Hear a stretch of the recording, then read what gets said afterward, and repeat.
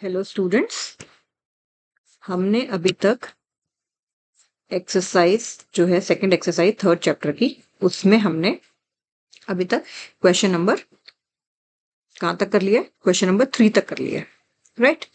अब हम question number 4 की तरफ चल रहे हैं। तो अब मैं, क्योंकि पिछली वीडियो में मैं बहुत अच्छे से बता चुकी हूँ, फिर भी हल्का सा यहाँ पे हम बता देते हैं। देखिए इस क्वेश्चन में पहले तो पूछा क्या, पहले तो ये देख लेते हैं। कहते हैं which of the following pairs of linear equations are consistent और inconsistent and if consistent graphically उनका सॉल्यूशन निकालिए। पहले तो ये बताना है कि कंसिस्टेंट है या फिर इनकंसिस्टेंट है, कंसिस्टेंट है या फिर इनकंसिस्टेंट है। और अगर कंसिस्टेंट है तो ग्राफ बना के उनका पॉइंट ऑफ इंटरसेक्शन निकाल के बता दीजिए। तो हमने क्या देखा था कि कंसिस्टेंट कब होते हैं? जब उनका यूनिक सॉल्यूशन हो तब होते हैं। और वो कब होता है? जब a1 by a2 is not equal to b1 by b2। एक डिपेंडेंट कंसिस्टेंट होते हैं, एक होते हैं डिपेंडेंट कंसिस्टेंट, जिसमें हम क्या बोलते हैं कि एक्चुअली में तीनों रेशियोज जो हैं वो इक्वल हैं, बेसिकली वो इक्वेशन ही सेम है। और इनकंसिस्टेंट कब होते हैं? जब नो सॉल्यूशन है। वो कब होगा? जब a1 by a2 is equal to b1 by b2 but is not equal to c1 by c2। यहाँ पे नो सॉल्यूशन। तो हमें ये जो रेशियोज पता है, हम इसी की हेल्प से हम बता देंगे कंसिस्टेंट है कि नहीं है। और अगर कंसिस्टेंट है तो उनको ग्राफिकली भी हम उनका सोल्यूशन ऑब्टेन करेंगे, ठीक है। तो हम बेसिकली सिर्फ जहां पे यूनिक सोल्यूशन होगा उन्हीं का ग्राफ बनाएंगे, ठीक है। क्योंकि जहां पे कोइंसिडेंट है वहां पे तो इन्फिनेटली मेनी सोल्यूशन है, राइट। जहां पे इन्फिनेटली मेनी सोल्यूशन है तो आप एक यूनिक सोल्यूशन नहीं निकाल सकते। तो हम जहां पे यूनिक सोल्यूशन है वहीं पे हम ग्राफिकली बनाएंगे, ठीक है। तो let us see the first part, let us see the first part, okay. तो द फर्स्ट पार्ट सेज दो जो पेयर ऑफ इक्वेशन है वो है x plus Y is equal to 5 and 2x plus 2y is equal to 10। आपको देखते पता चल रहा है दूसरी वाली जो इक्वेशन है पहली वाली की डबल है। तो a1 बाय a2 आ गया 1 बाय 2, b1 बाय b2 आ गया 1 by 2 and c1 by c2 आ गया 5 बाय 10 विच इज 1 बाय 2। तो therefore a1 by a2 is equal to b1 by b2 is equal to c1 by c2 है। तो कितने solution हो गए? इन्फिनेटली मेनी सोल्यूशन हो गए, है ना। तो पूछा उन्होंने कंसिस्टेंट है कि नहीं, तो हम क्या कहेंगे? Dependent consistent, dependent consistent. अगर इसमें तो इन्फिनेटली मेनी सोल्यूशन निकलेंगे, ठीक है। अगर आपको क्वेश्चन आ जाए कि इनका ग्राफ बनाइए, तो बेसिकली जब आप इनका ग्राफ बनाएंगे तो वो सेम ही लाइंस आएंगी, ठीक है। ये अगर लाइन एक है तो इसी के ऊपर वो दूसरी लाइन भी इसी के ऊपर ही होगी, वो सेम लाइन होगी। तो आप कितने सोल्यूशन निकालोगे? आप 2-4 सोल्यूशन निकाल सकते हो अगर किसी क्वेश्चन में आ जाए। तो हम यूनिक सोल्यूशन वाले में ही ग्राफ बनाएंगे, ठीक है। अब पार्ट नंबर 2, उसमें देखते हैं कि किस तरह से a1 by a2 b1 by b2 और c1 by c2 आते हैं। पहली इक्वेशन है x minus y is equal to 8 और नेक्स्ट इक्वेशन है 3x minus 3y is equal to 16। यहाँ से भी आपको कुछ देखने को मिल ही रहा है। a1 by a2 is equal to 1 by 3, b1 by b2 is equal to minus 1 by minus 3 which is 1 by 3 which is 1 by 3 and c1 by c2 is equal to 8 by 16 which is 1 by 2। तो यानी कि आपने क्या देखा? आपने देखा therefore a1 by a2 is equal to b1 by b2 but is not equal to c1 by c2। तो ये तो क्या हो गई? ये तो इनकंसिस्टेंट हो गया। यहाँ पे तो सोल्यूशन ही नहीं निकल सकता, ये तो इनकंसिस्टेंट हो गए। तो यहाँ पे सोल्यूशन ही नहीं निकल सकता, तो बात ही खत्म हो गई, right. a1 by 2 is equal to b1 by b2 but is not equal to c1 by c2। आपको देखते पता चल रहा है क्वेश्चंस को कि किस तरह से आएगा। a1 a2 b1 b2 c1 c2 के आपको दिख रहा था value 1 by 2 minus 1 upon minus 1 by 3 minus 1 upon minus 3 और 8 बाय 16। तो आपको दिख रहा था कि c1 बाय c2 वाली चीज के इक्वल नहीं है, बाकी दोनों पहले की दोनों रेशियो इक्वल है। तो हमारे पास इस तरह का कुछ आएगा। अब third part, 2x plus y minus 6 is equal to 0, 4x minus 2y minus 4 is equal to 0। a1 by a2 आ गया 2 बाय 4 यानी कि 1 बाय 2, b1 बाय b2 आ गया 1 अपॉन माइनस 2 यानी कि माइनस 1 अपॉन 2 और C1/C2 आ गया माइनस का 6 अपॉन माइनस का 4 यानी कि 3/2। तो therefore A1/A2 is not equal to B1/B2। हमारे पास पहले ये चीज मिल गई, हमें तो बस इतनी ही चाहिए होती है, तो हमारे पास ये कंसिस्टेंट आ गया। ये क्या चीज आ गई? कंसिस्टेंट सोल्यूशन आ गया, क्योंकि ये यूनिक सोल्यूशन होता है। A1/A2 is not equal to B1/B2 जब होता है तो हमारे पास यूनिक सोल्यूशन होता है। तो यानी कि अब हम इसका ग्राफिकली इसका सोल्यूशन निकालते हैं। ओके, अब let us find its solution in the graphical way, क्योंकि हमें ये बोला कि अगर कंसिस्टेंट है तो इसका सोल्यूशन आपको ग्राफिकली भी निकालना है। और ये हमने बात जो है पिछली कई वीडियोस में हमने ग्राफ बनाना सीखा भी है, right? So let me just rub this up and now I will make the graph of both the equation. और जहां पे वो इंटरसेक्ट करेंगी वो जो है हमारा क्या आ जाएगा? पहले तो मैं इक्वेशन लिख लेती हूँ क्या है। एक तो है 2x प्लस वाई माइनस 6। पहले मैं पॉइंट्स निकाल लेती हूँ, ठीक है? पहले लेट मी दोनों इक्वेशंस के मैं पॉइंट्स निकाल लेती हूँ पहले, ठीक है? पहले इक्वेशन के निकाल रही हूँ, एक्स की वैल्यू क्या डाले कि वाई की आ जाए। से एक्स की अगर 0 डाली तो वाई की 6 आ गई, और अगर मैंने वाई की वैल्यू 0 डाल दी, वाई की वैल्यू 0 डाल दी तो 2x इज इक्वल टू 6 आ गया, तो x की वैल्यू 3 हो जाएगी।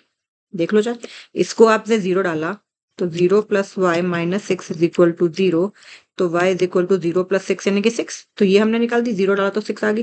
फिर दूसरे में आपने x को 0 डाल दिया तो ये टर्म 0 हो गई, plus y minus 6 is equal to sorry y को इसमें पहले में 0 को डाला था, दूसरे में y को 0 डालेंगे तो 2x plus y minus 6 is equal to 0 है। तो आपने y को 0 डाला तो 2x plus 0 minus 6 is equal to 0, तो 2x is equal to 0 plus 6 तो x इज इक्वल टू 3 आ जाएगा। तो वही हमने यहाँ पे लिख दिया। ओके, तो मैंने ये जो है दो वैल्यूज पहली इक्वेशन के लिए निकाल दी, दूसरे के लिए भी दो वैल्यू निकाल देती हूँ, फिर ग्राफ ड्रॉ कर देंगे। ठीक है, एक ही साथ पहले दोनों की वैल्यूज निकाल लेते हैं। दूसरी इक्वेशन है 4x minus 2y minus 4 is equal to 0। यही है 4x माइनस 2y माइनस 4। वैसे तो उसमें 2 कॉमन ले सकते हैं तो और भी आसान हो जाएगा। अभी इसमें हम वैल्यूज डालते हैं, ये है x, ये है y। तो अगर x की वैल्यू को 0 पुट करें, से x की वैल्यू को मैंने इसमें क्या पुट किया?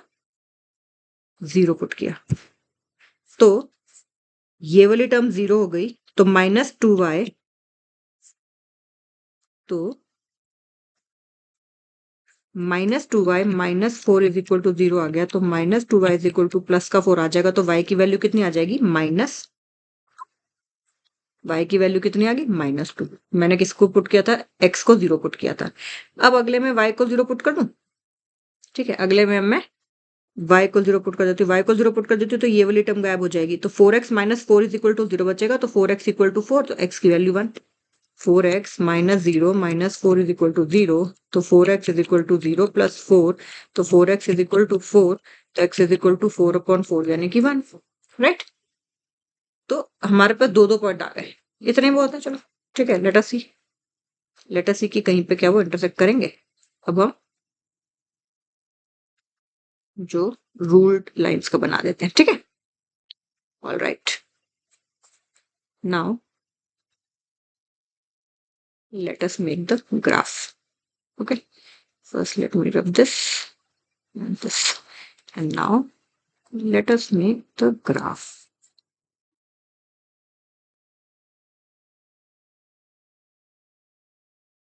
अपने आप सीधी नहीं हुई लाइन, तो दोबारा बना देते हैं।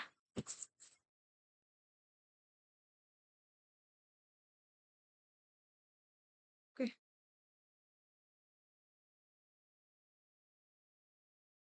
Okay, this is x-axis, this is y-axis, this is origin। तो पहले वाली पॉइंट्स वो करते हैं, क्या बोलते हैं, प्लॉट, ठीक है? 0 और 6 क्या है? 0 है और 6 है। हम पहले 0 x का 0 और y का 6 उसको हम प्लॉट करें। ओके, तो मैंने पहले इनको नंबर दे देती हूँ, चलो 1 2 3 4 5 6। नेगेटिव में कहाँ तक गया है? -2 तक ही गया, तो ये 1 हो गया और ये -2 हो गया। एक्स एक्सिस में नेगेटिव तक तो गया ही नहीं है, और यहाँ एक्स एक्सिस में नेगेटिव तक नहीं गया, ठीक है, और y में पॉजिटिव कर लेते हैं। चलो यहाँ से 1 2 3 से 4 5 एंड 6। तो हम पहला पॉइंट ये वाला करेंगे 0,6। तो 0,6 y पे 6 है, तो आपका, मैं इसको दूसरे कलर से करती हूँ, आपका ये पॉइंट आ गया 0,6। दूसरा है 3,0, x एक्सिस पे 3 वैल्यू और y एक्सिस पे 0 वैल्यू। तो जब y एक्सिस पे 0 वैल्यू हुआ है तो इसका मतलब वो x एक्सिस पे पॉइंट लाई कर रहा है, तो ये लाइन हो गई। ओके, अब इन दोनों को हमने ज्वाइन कर दिया। अब हम क्या करेंगे, इन दोनों को हम, बहुत ध्यान से आप लोग स्केल यूज करके करिएगा, इन दोनों को ज्वाइन कर दिया। अब दूसरी वाली करते हैं। Let us take blue pen 0, let us take another pen, red pen. Okay, 0 and -2, 0 on x-axis and -2 on y-axis, so this is the point. And then 1,0, 1 on this axis and 0 on, so this is the point, right? आप लोग scale से करिएगा बिल्कुल, ताकि वो बिल्कुल सही जगह पे आपका पता चले कि दोनों की दोनों कहाँ इंटरसेक्ट कर रही है। ठीक है, दोनों की दोनों कहाँ इंटरसेक्ट कर रही है, तो वो 2,2 पे इंटरसेक्ट कर रही है क्या?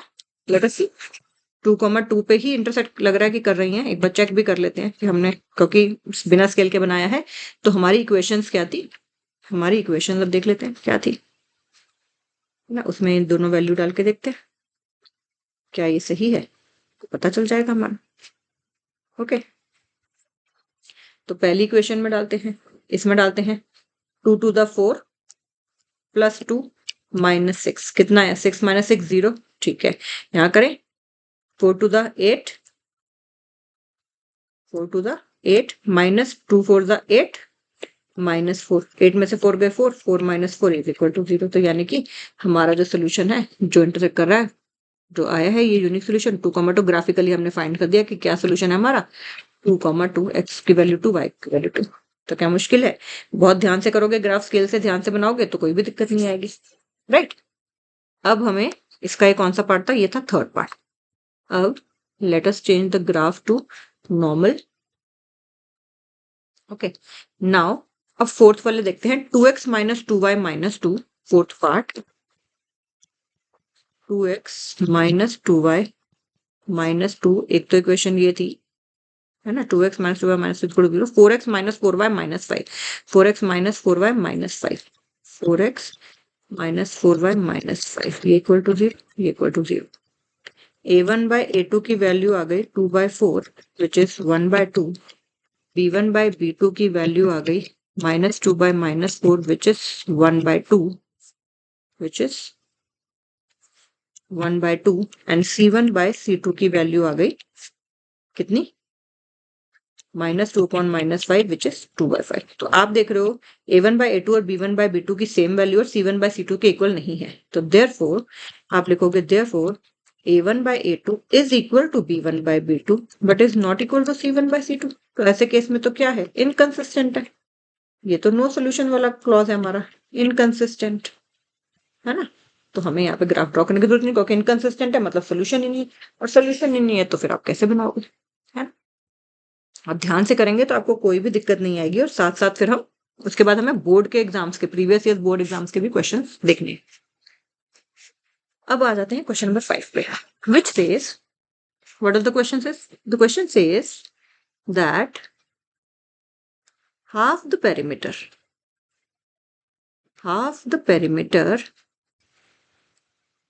of a rectangular garden, एक रेक्टेंगुलर गार्डन है, ठीक है, एक रेक्टेंगुलर गार्डन है, उसके पेरीमीटर का आधा, पेरीमीटर का आधा, ठीक है। अब उससे पहले उन्होंने कोई और हिंट भी दी, कहते हैं एक रेक्टेंगुलर गार्डन जिसकी length 4 metre more than its width है, जिसकी length 4 metre more than its width है, जितनी भी विड्थ है उससे 4 मीटर ज्यादा उसकी लेंथ है, और वो हाफ द पेरीमीटर क्या है, 36 है। 36 का ये half the perimeter, line continuity में है, half the perimeter of a rectangular garden whose length is 4 meter more than its width is 36 meter। तो यानी कि half of the perimeter तो 36 दे रखा है, और उन्होंने ये भी बोल रखा है जो लेंथ है ना वो विड्थ से 4 ज्यादा है। तो अगर मुझे इक्वल करना है तो या तो मैं इसमें ऐड कर दूं या फिर मैं इसमें माइनस कर दूं, ठीक है। ये क्वेश्चन वैसे तो 1 वेरिएबल में भी हो सकती है इजिली, ठीक है, क्योंकि दो इक्वेशन हमें जो जिस हिसाब से दिए हम आराम से वन वेरिएबल में बना सकते हैं, लेकिन हम टू वेरिएबल्स में ही करेंगे। ठीक है, क्योंकि हम linear equation in two variables करें तो let us do it in two variables. तो क्वेश्चन है कि if the perimeter of a rectangular garden whose length is 4 meter, if the perimeter of a rectangular garden whose length is 4 meter more than its width is 36, यानी कि half perimeter 36 है, तो dimension बताओ garden की। Let the width be x metre and length को हम मान लेते हैं and length be y metre. ठीक है, तो अकॉर्डिंग टू द क्वेश्चन उन्होंने बोला है क्या चीज ज्यादा है, लेंथ ज्यादा है विड्थ से 4/4। ठीक है, बड़ी चीज क्या है, लेंथ बड़ी है। तो यानी कि मैं क्या कर सकती हूँ, बेसिकली सिंपल मैं अगर लिखूं तो अकॉर्डिंग टू द क्वेश्चन क्या breadth length minus breadth is equal to 4 नहीं है, यही है ना। यही तो उन्होंने बोला कि लेंथ जो है वो विड्थ से 4 ज्यादा है, तो मैंने लेंथ में से विड्थ माइनस कर दी। तो ये नहीं, अगर ऐसा ना भी आता हो तो ऐसे करो, ये ऑलरेडी 4 ज्यादा है, इक्वल रखना है तो या तो इसमें से 4 माइनस कर दूं या फिर उसमें 4 प्लस कर दूं, तब भी यही इक्वेशन बनेगी y minus x is equal to 4। तो कैसे भी जैसे भी आपकी अंडरस्टैंडिंग होती है आप उस तरह से इक्वेशन बना सकते हैं। दूसरा उन्होंने बोला half of perimeter is what, half of perimeter is 36। अच्छा, उसमें 36 ही, इसमें 36 है। ठीक है, तो हाफ ऑफ पेरीमीटर इज 36। तो हाफ ऑफ पेरीमीटर का मतलब होता है ओनली लेंथ प्लस ब्रेड्थ, क्योंकि पेरीमीटर क्या होता है, पेरीमीटर क्या होता है बच्चों, 2 इंटू एल प्लस बी। तो हाफ ऑफ पेरीमीटर तो क्या हो गया, L plus B. L plus B मतलब X plus Y is equal to 36। दो इक्वेशन बन गई, X plus Y is equal to 36। अब आपको अभी सब्सटीट्यूशन मेथड तो कराया नहीं, सब्सटीट्यूशन मेथड तो अभी आपको कराया नहीं है ना। तो लेकिन मैं आपको बता देती हूँ कि मतलब इसमें बेसिकली मैं दोनों इक्वेशन को ऐड कर लेती हूँ, बात सिंपल भाषा में समझो तो, और फिर मैं आपको वन वेरिएबल में भी करके दिखाती हूँ। दोनों इक्वेशन को ऐड कर लिया, लेफ्ट हैंड में लेफ्ट हैंड ऐड हो गया, ये भी हम आगे देखेंगे सब्सटीट्यूशन मेथड, और लेफ्ट राइट हैंड में राइट हैंड ऐड हो गया, माइनस एक्स से माइनस प्लस एक्स कट गया, तो ये क्या आ गया हमारे पास, क्या आ गया 2y इज इक्वल टू 40। तो y की वैल्यू कितनी आ गई 20। अब किसी एक इक्वेशन में पुट कर देते हैं, इस वाली में पुट कर देते हैं, x plus Y is equal to 36 में x plus 20 is equal to 36। तो x की वैल्यू आ जाएगी 36 माइनस 20 यानी कि 16। तो 16 प्लस 20 l प्लस बी देखो आ गया ना 36, और l minus y minus x भी आ गया 4। तो हमारी जो है ठीक है। तो हमने इसको टू वेरिएबल में किया, अगर इसको वन वेरिएबल में करें तो मैं कर लूंगी कि लेट विड्थ को मैं मान लेती हूँ x। ठीक है, तो लेंथ कितनी हो जाएगी, उन्होंने बोला लेंथ 4 ज्यादा है इससे, इतनी हो गई, यही बोला ना, लेंथ 4 ज्यादा है विड्थ से। अब उन्होंने बोला कि half of perimeter is equal to 36। तो हाफ ऑफ व्हाट,